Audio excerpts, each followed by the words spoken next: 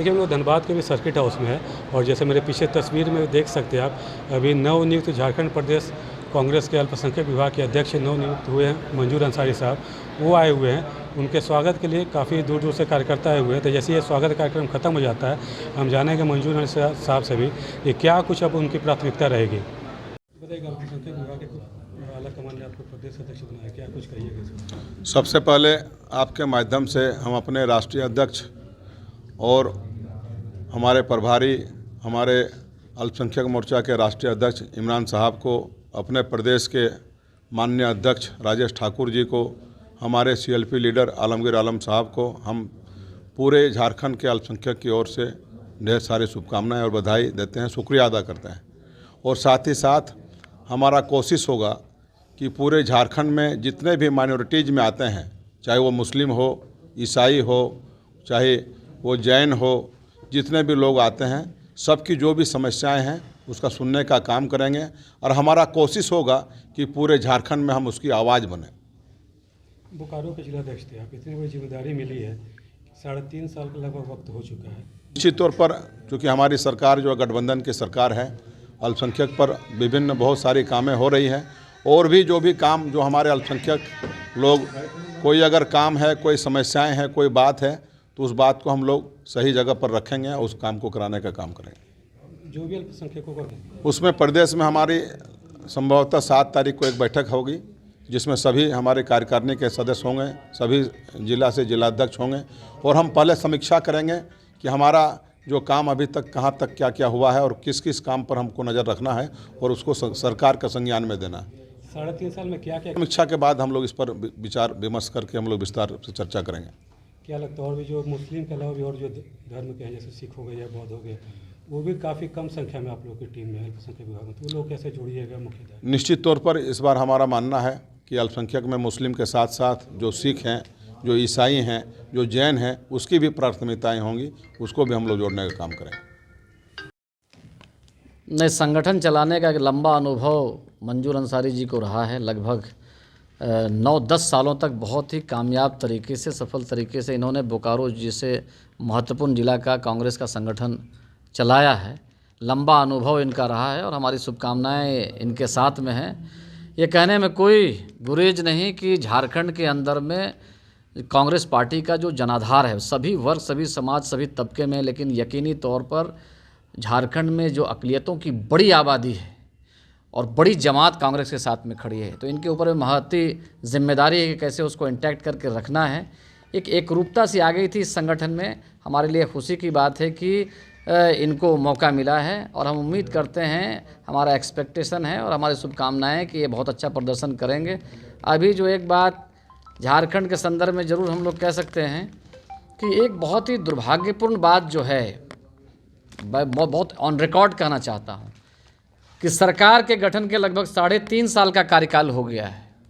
गठबंधन में हम लोग हैं और हम लोग चाहते हैं कि गठबंधन की सरकार रहे। राज्य के अंदर में हेमंत सोरेन के नेतृत्व में जो सरकार है, हम चाहते हैं कि दूसरा कार्यकाल भी फिर हेमंत सोरेन को मिले।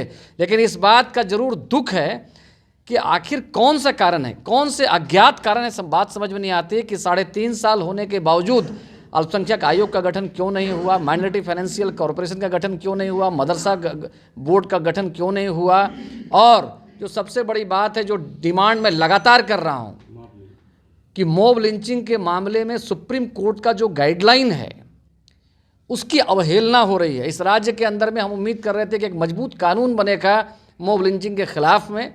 सरकार ने पहल की, ये बहुत स्वागत योग्य बात थी और स्वागत हम सब लोगों ने किया, लेकिन राज्यपाल की मंशा ठीक नहीं थी, उन्होंने इसको घुमा दिया था। लेकिन दोबारा जिस दृढ़ता के साथ में सरकार को वापस भेज करके इसको अप्रूव कराना चाहिए था, कानून बनाने की दिशा में जो गंभीर प्रयास होना चाहिए था, उसमें कहीं ना कहीं जो है कमी नज़र आ रही है और इस बात का रोष पूरे राज्य के अंदर में अक़लियतों में है। हमने पहले भी डिमांड किया और आज हम धनबाद में हैं, आपके माध्यम से फिर से हम डिमांड करना चाहते हैं कि एक संवेदनशील सरकार है राज्य के अंदर में और हेमंत सोरेन जी से सीधा हम उनसे आग्रह करना चाहते हैं कि अविलंब इसको कॉग्निजेंस में लेकर के और मॉब लिंचिंग के खिलाफ में एक मजबूत कानून झारखंड के अंदर में बनना चाहिए।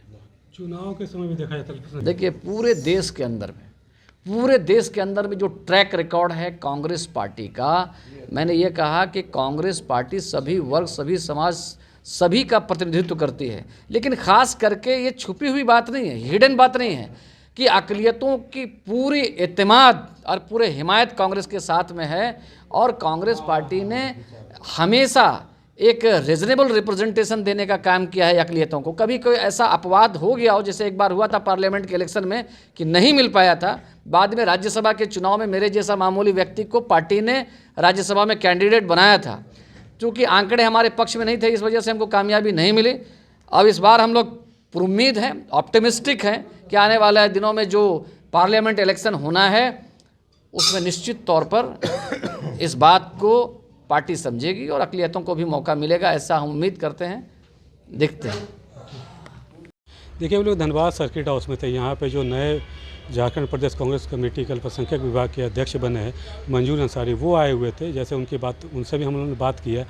उन्होंने भी कहा कि झारखंड में जो भी झारखंड में अल्पसंख्यकों के विकास के लिए, चाहे अल्पसंख्यक जिस भी कम्युनिटी से रहे, मुस्लिम हो या फिर सिख हो या बौद्ध हो, सबके विकास को लेकर, सबको संगठन में जोड़ने को लेकर वो काम करेंगे। हमारे साथ कुछ और भी कार्यकर्ता हैं, झरिया प्रखंड कांग्रेस के अध्यक्ष हैं इम्तियाज़, जिनसे हम बात करेंगे। मंजूर साहब को अभी कमान दिया गया है प्रदेश के अल्पसंख्यक विभाग का, क्या कुछ उम्मीद आप लोग को है उनसे? देखिए, मंजूर अंसारी साहब को राजनीति का बहुत पुराना अनुभव रहा है।